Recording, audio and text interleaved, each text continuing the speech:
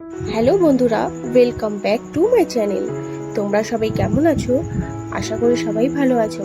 তো আমি আজ বানাতে চলেছি ভেন্ডির চচ্চড়ি অতি সহজ পদ্ধতিতে, যেটা দেখতে ও খেতে খুবই সুন্দর। তো তোমরা এরকম রেসিপিটা ট্রাই করো।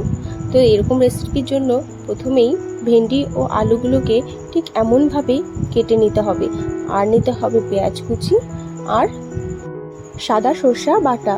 তো তারপর আমি কড়াইতে দিয়ে দিলাম তেল, ও তেলের সঙ্গে সঙ্গে দিয়ে দিচ্ছি 5 ফোড়ন। তো 5 ফোড়নটা হয়ে গেলেই এবার দিয়ে দেব কুচি করে রাখা পেঁয়াজটা।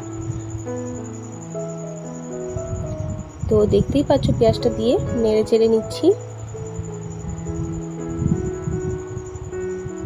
পেঁয়াজটাকে খুব ভালোভাবেই ভাজতে দেব।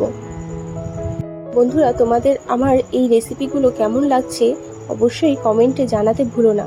তোমাদের কমেন্ট আমাকে আরও সাহস দেবে আরও ভালো রেসিপি তোমাদের জন্য তুলে ধরার জন্য। তো তোমরা দেখতেই পাচ্ছ এরপরে দিয়ে দিলাম একটা শুকনো লঙ্কা। আমি ঝাল খুবই কম খাই, তো শুকনো লঙ্কা একটাই দিয়ে দিলাম। তো নেড়ে নিচ্ছি খুব ভালোভাবে। নেড়ে নেওয়ার পরে ভেন্ডি ও আলুগুলো দিয়ে দেব।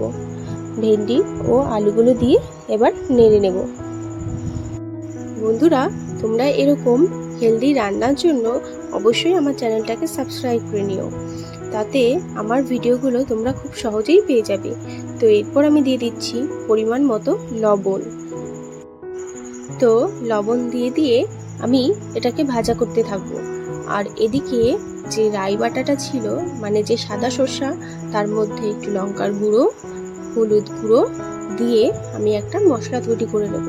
তারপরে দিয়ে দিচ্ছি কিছুটা জল, যে জলটা আমাকে পরবর্তীতে লাগবে। তো তারপর আমি ভেন্ডিটা খুব ভালোভাবে ভেজে নিচ্ছি। বন্ধুরা, তোমরা এই রেসিপিটা ট্রাই করো, অবশ্যই তোমাদের খুব ভালো লাগবে। তো আমি সেদ্ধ হওয়ার জন্য একটু তাড়াতাড়ি হবে তার জন্য ঢাকনা দিয়ে দিচ্ছি। ঢাকনাটা খুলে নিলাম। একটু নেড়ে নিয়েই যে মশলা জলটা রেখেছিলাম সেটা দিয়ে দেব, এবং তোমার পরিমাণ মতো যতটা জল সবজি সেদ্ধ হওয়ার জন্য লাগবে ততটা জল দিয়ে দেবে। তারপর ভালোভাবে নেড়ে নেব এবং নেড়ে নিয়ে ঢাকনা দিয়ে দেব। কিছুক্ষণ পর আবার ঢাকনাটা খুলে একটু নেড়ে নেব। নিচে লেগে গেল কিনা তার জন্য তোমরা এইভাবে নেড়ে নিও। তারপরে আবার ঢাকনা দিয়ে দেব সেদ্ধ হওয়ার জন্য, এবং আমার সবজিটা কতটা সেদ্ধ হয়েছে সেটা এবার দেখে নেব। খুব ভালোভাবে নেড়ে নেব। দেখতেই পাচ্ছ এভাবে নেড়ে নেব এবং চেক করব ঠিক কতটা সবজিটা সেদ্ধ হয়েছে। তো সবজিটা অলমোস্ট সেদ্ধ হয়ে এসেছে। আমি আবারও ঢাকনা লাগিয়ে দেব। কিছুক্ষণের জন্য রেখে দিয়ে তারপরে আবার ঢাকনাটা খুলে নেব এবং চেক করব সবজিটা হয়েছে কিনা।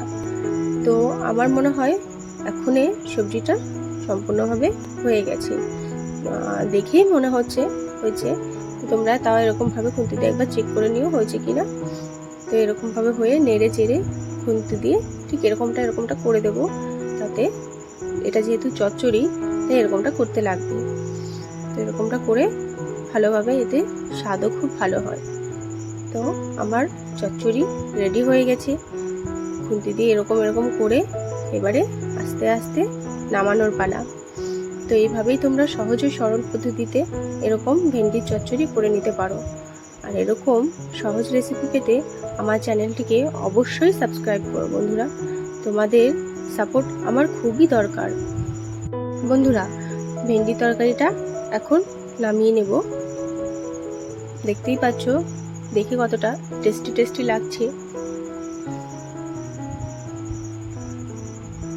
এরকম ভিডিও পেতে অবশ্যই আমার চ্যানেলটিকে সাপোর্ট করো। বন্ধুরা, এরকম রেসিপি পেতে অবশ্যই আমাকে ফলো করো, সাপোর্ট করো। দেখতে পাচ্ছ কত সুন্দর লাগছে। ধন্যবাদ বন্ধুরা দেখার জন্য।